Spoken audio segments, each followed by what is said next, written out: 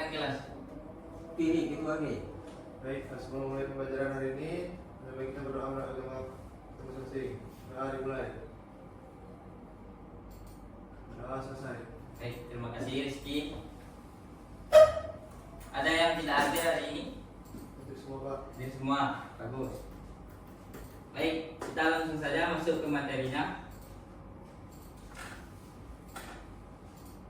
Kita akan belajar hari ini yaitu alat pelindung diri dalam teknik pengewasan. Sebelum masuk pada materi, mari kita simak videonya video yang berikut.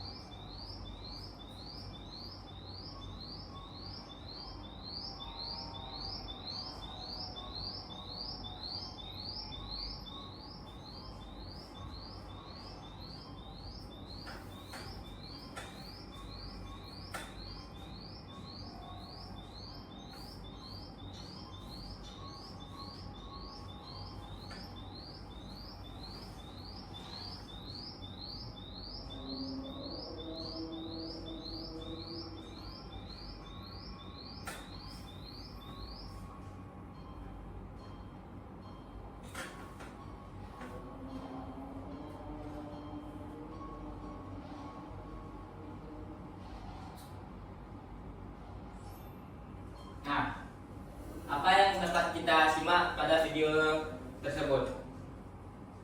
Ada yang bisa jelaskan? Ada yang bisa bantu jawab? Pentingnya APD Pak. Ya, betul. Karena di dalam video tersebut orang ini tidak memakai masker walaupun sudah berbunyi alarm detektor untuk APD-nya, untuk bahaya virusnya, dia tidak menghiraukannya. Dan orang berdua ini sedang melakukan pekerjaan pada gas, yaitu gas H2S. H2S tersebut merupakan gas hidrogen sulfat yang merupakan gas beracun yang berbau telur busuk.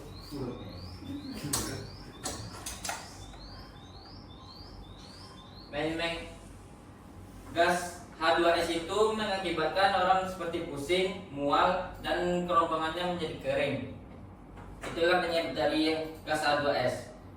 Baik, masuk pada materinya, yaitu APD dalam teknik pengewasan. Capaian pembelajaran dari materi ini yaitu yang pertama menjelaskan fungsi dan jenis APD dalam pengewasan untuk keselamatan kerja. Dan tujuan pembelajarannya yaitu yang pertama memahami pentingnya APD dalam pengewasan, dan yang kedua mengetahui fungsi dari APD, dan yang ketiga meminimalisir kecelakaan kerja.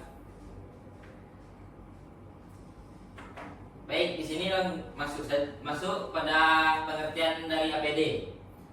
APD itu alat pelindung diri. Alat yang memberikan perlindungan terhadap bahaya kecelakaan saat bekerja, melindungi diri dan orang di sekitar.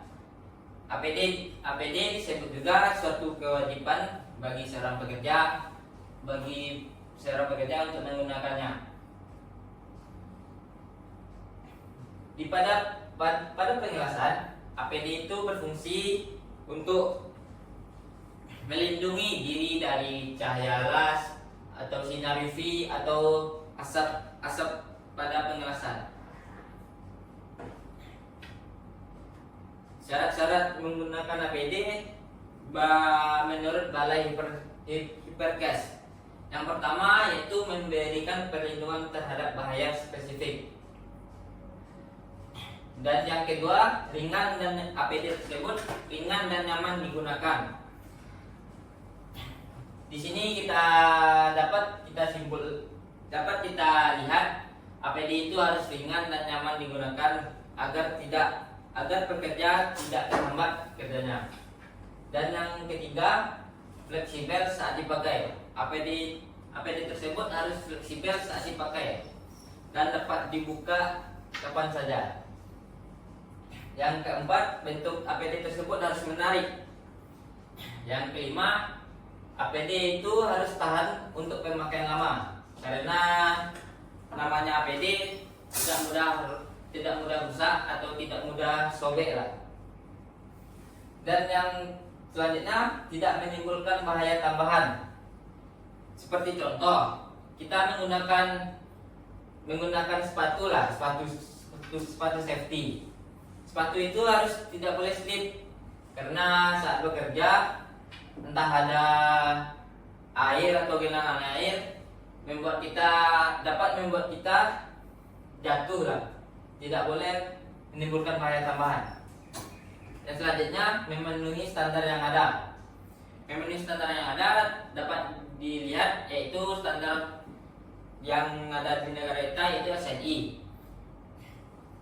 Dan yang selanjutnya, tidak membatasi gerakan, seperti pakaian APD itu tidak boleh sempit dan nyaman digunakan.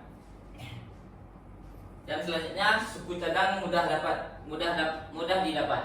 APD tersebut harus mudah didapatkannya. Baik, di sini merupakan jenis APD dalam pengelasan. Yang pertama, pelindung wajah yang berfungsi melindungi wajah dan mata dari sinar, pengelasan atau gas. Yang kedua, masker pernapasan berfungsi mencegah inhalasi asap dan partikel kecil yang masuk pada hidung, ya, supaya tidak terhirup oleh hidung kita. Yang selanjutnya, sarung tangan las yang berfungsi melindungi tangan dari percikan api dan panas saat pengelasan. Yang selanjutnya, pakaian tahan api atau WEPA berfungsi sebagai mengurangi risiko terbakarnya badan kita saat pengelasan. Jadi dari semuanya APD ini harus safety lah untuk melindungi diri kita saat pengelasan.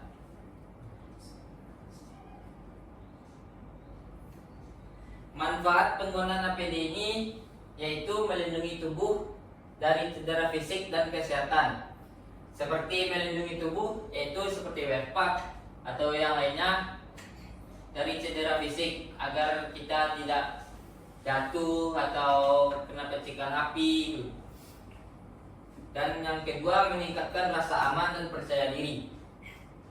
APD tersebut harus meningkatkan rasa aman pada pekerja dan percaya diri, karena pekerja tidak memikirkan harus hati-hati saat bekerja karena sudah menggunakan APD.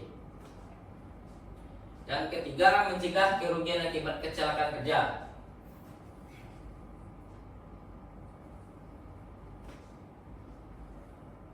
Baik, di sini lanjut dengan konsekuensi tidak menggunakan APD. Yang pertama yaitu meningkatnya risiko cedera dan kecelakaan kerja. Dan yang kedua, potensi terkena penyakit akibat paparan bahan berbahaya. Dan yang ketiga, tanggung jawab hukum bagi pekerja dan perusahaan. Baik, semuanya ada yang ingin ditanyakan terkait materi kita APD dalam pengelasan?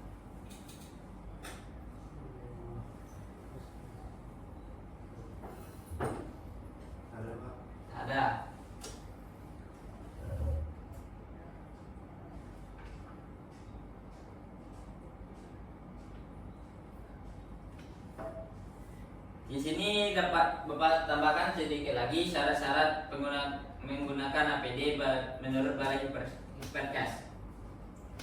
APD itu harus dapat memberikan perlindungan yang kuat terhadap bahaya yang ada. Dan yang kedua, APD itu harus ringan dan nyaman digunakan. Tidak menyebabkan rasa ketidaknyamanan yang berlebihan.